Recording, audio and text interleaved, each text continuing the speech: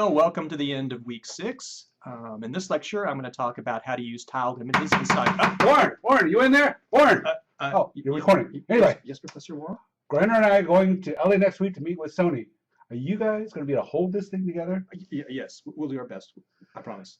And tell Rickster to stop bad-mouthing JavaScript. Okay, all right. We are never going to get that deadline for Final Fantasy, get that deal sealed, unless he gets his act together and finishes that port of Code Sculptor to PlayStation 4. Okay, I'll be sure and tell him. Oh, yeah, and by the way, I've been looking at those forums. People are complaining. There's nothing in there about Monty Python. Come on, just throw in something. Potted shrubbery, something. Yes, sir, Professor Warren. He's kind of grouchy. Yeah, Udacity just announced their new class on HTML5 last week, and so I better just go on and do lecture. I'll see you in a second. Well, I hope you enjoyed that. Don't worry, Steven's actually a very nice guy. For this lecture, we're going to work with tiled images. We're going to use these tiled images to organize all the images of the various playing cards you're going to use inside Blackjack. So here I'm sitting inside OneNote, and I've loaded in a tiled image that consists of all 52 cards in a deck of playing cards. Here you can see it's laid out by a 13 by 4 grid. So our job when we're actually building some classes to support drawing cards and drawing hands is to come up with a draw method for a card and a hand. So in this lecture, I'm going to talk a little bit about how to build a draw method for cards that's going to allow us to very easily draw any particular card in the deck. So kind of as a motivation, let's say that we're trying to come here and we're trying to figure out maybe how to draw the 6 of spades. So that's kind of our ultimate goal. As a simpler problem, I'm going to start with just the kind of the issue of trying to draw maybe the ace of clubs.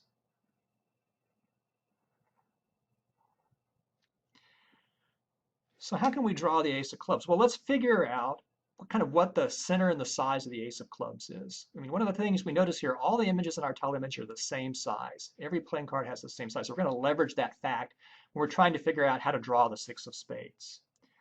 So to do that, we're going to define a couple of constants. Let's just do 2 constants. One constant is the size of a card. And I believe for this one it's 73 by 98.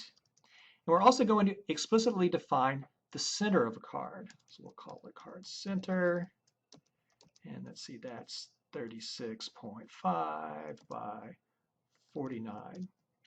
So notice if we have card size and card center, we could just supply those as the second and third parameters to draw image, and that would actually pick out the ace of clubs. Now the question is, how can we pick out the 6 of spades? How can we pick out the center and the size of the 6 of spades?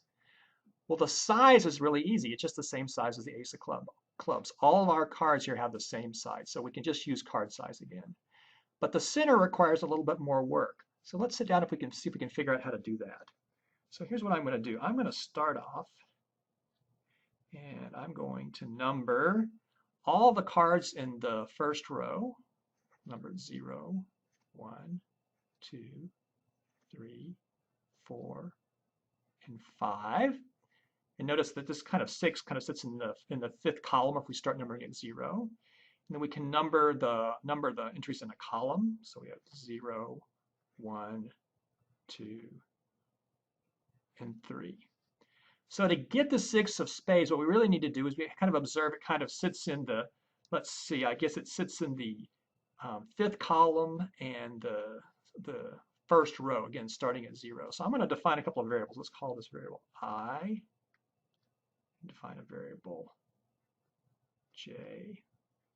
And so what do we need to do? What we need to do is, if we could compute I and j, we could do a little math to actually figure out what the center is of the 6 of spades. So let's see if we can do that. So let's see if we can write an expression that does that. So assuming we have I and j, let's go through. Let me get my mouse over here. Let's type in the following. Let's see if we can make an thing for the position of the center of the 6 of spades. So let's call it card. We'll call it card pause. What is it going to be? It's going to be, well, It's going to be some function of the center of the ace of clubs, I and J, and the size of the card. So what do we see here? Well, we notice if we start the center of the ace of clubs, we can stride over 1, 2, 3, 4, 5 card widths, and we get to the center of the six of spades.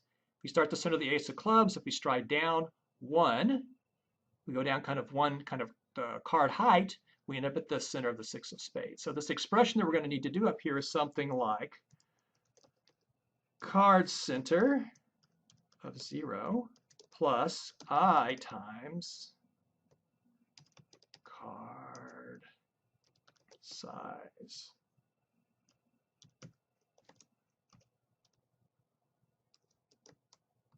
Same thing, card center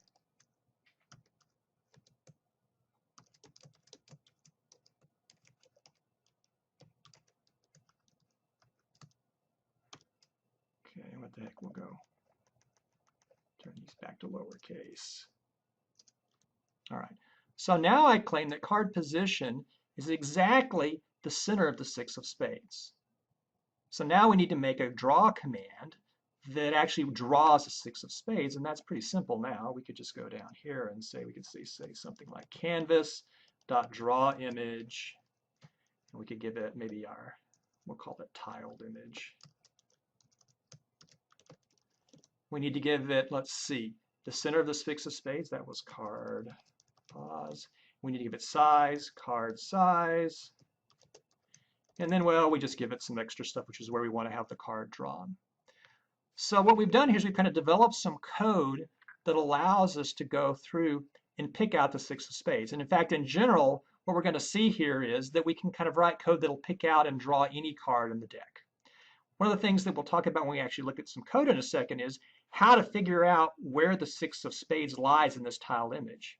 So the critical thing to note here is that we've ordered the cards in a specific order here. Okay, we've ordered it ace, 2, 3, 4, 5, and then clubs, spades, hearts, diamonds. So inside our Python code we're going to write, we're going to have to figure out how to compute I and J. So let me show you that next in some code in CodeSculptor, and we'll just do a couple of examples. Okay, be back in a sec.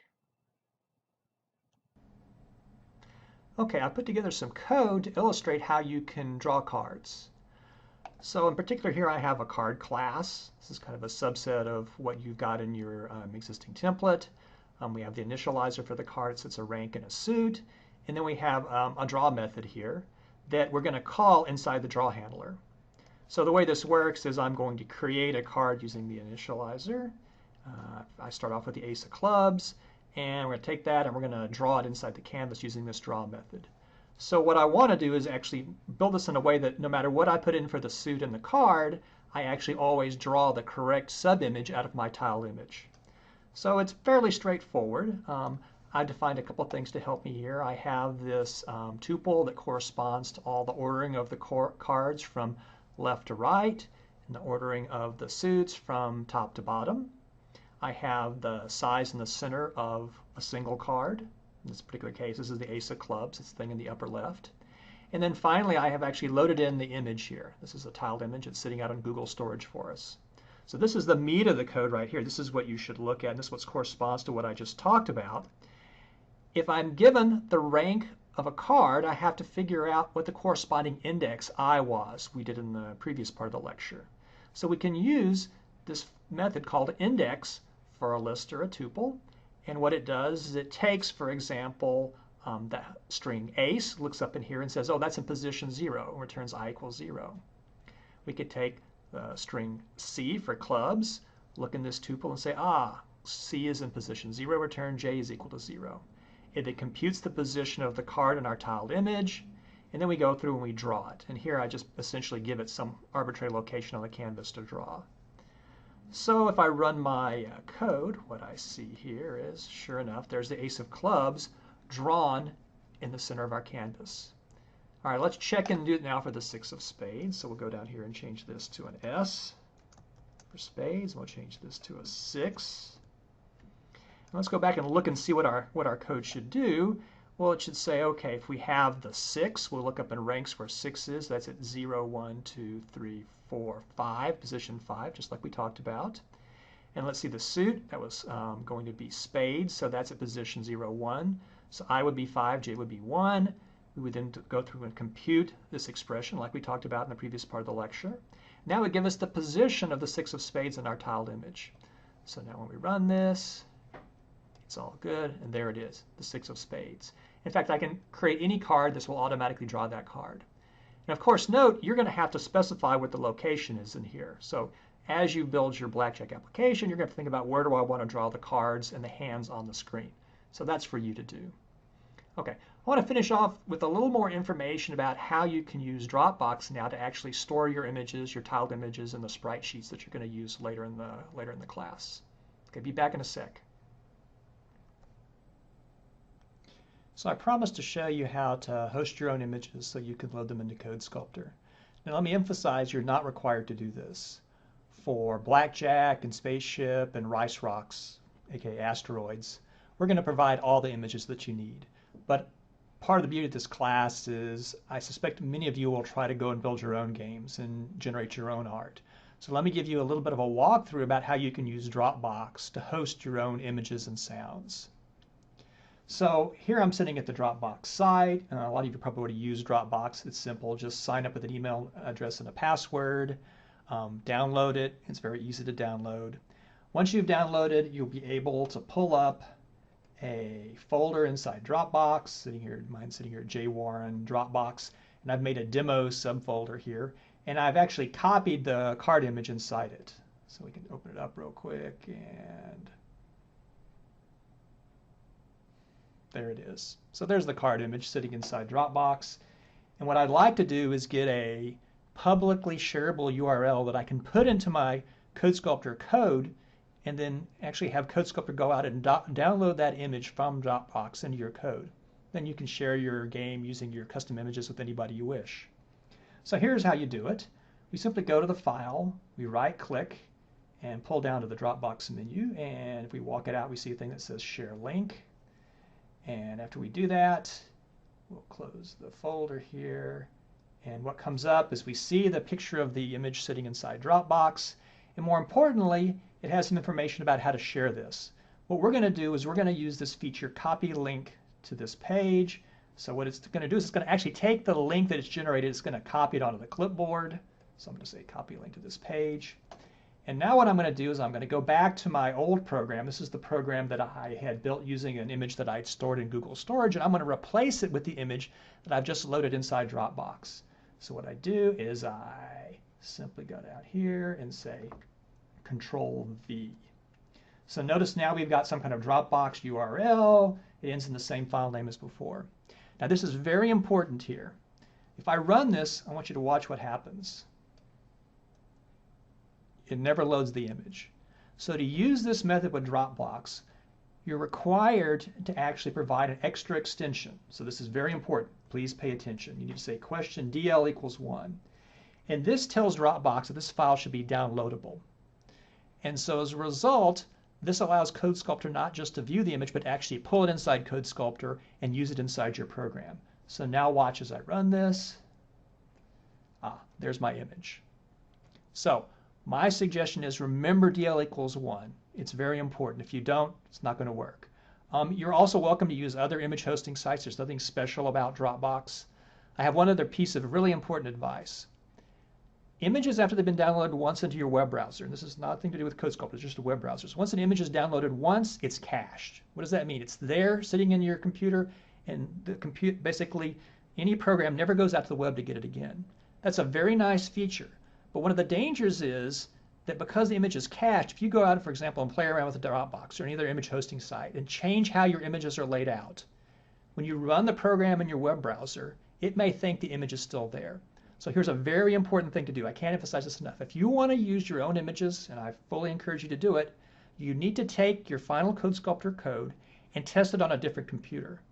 Because when you run it on a different computer, the images will not be cached, and you'll get to see and make sure that those images will download so that when your peers assess your program, they don't sit there scratching their head thinking, wow, this is really great, but I don't see any images.